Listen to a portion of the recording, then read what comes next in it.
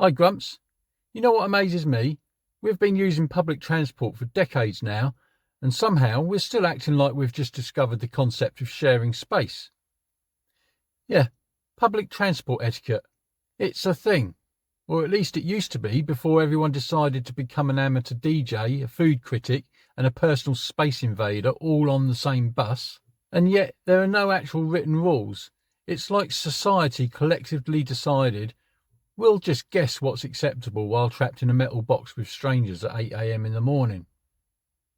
So stick around, because by the end of this, you'll either feel deeply seen or you'll realise you're part of the problem. So let's start with the classic, the seat dilemma. You get on the train, you look around, and suddenly it's like a low-stakes version of Squid Game. You're scanning for an empty seat, but every option feels risky. There's the guy who's saving a seat with his bag, not a human bag, just a normal bag, and you ask, "Excuse me, is anyone sitting here?" And he says, "Yeah." Well, really? Because unless your mate's a sandwich, I think not.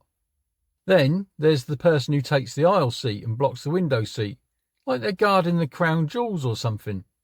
And you sort of say, "Can I squeeze past?" And they do that tiny little tilt, like sliding their knee 3 centimetres is an act of generosity. And don't get me started on the people who stand, even though there are seats.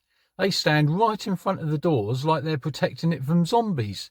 Mate, this isn't The Walking Dead. Move down the carriage. The next rule should be, headphones exist. Use the bloody things. We've got people blasting TikTok videos on full volume as if the rest of us asked for a live DJ set of a woman arguing in a car park. And there's always someone on a loud phone call yelling their life story. Have you ever sat next to one of those people who's just casually discussing their medical history? "Oh yeah, the rash has really cleared up now after I stopped using that cream. So yeah, move over a little bit. Thanks, Susan. Now I can't eat my donut."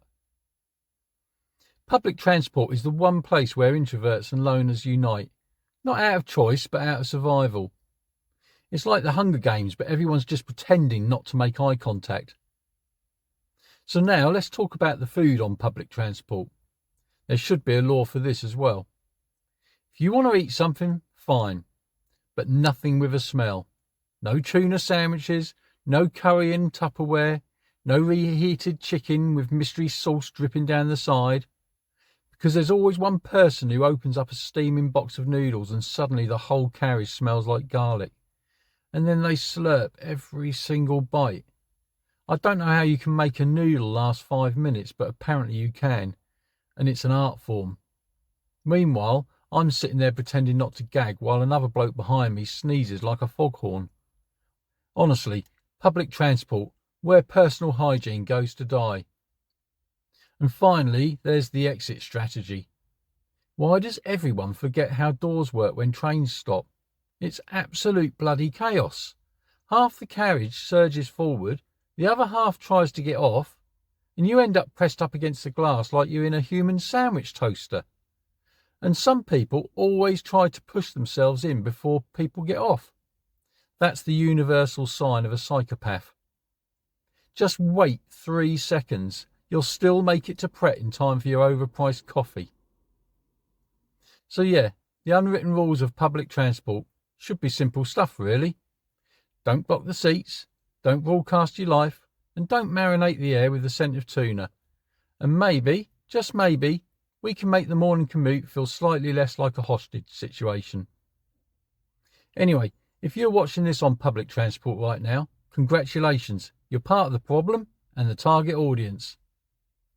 Like and subscribe, and leave your comments below if you experience this sort of behaviour on a daily basis, and maybe check out one of my other videos in my Unwritten Rules series.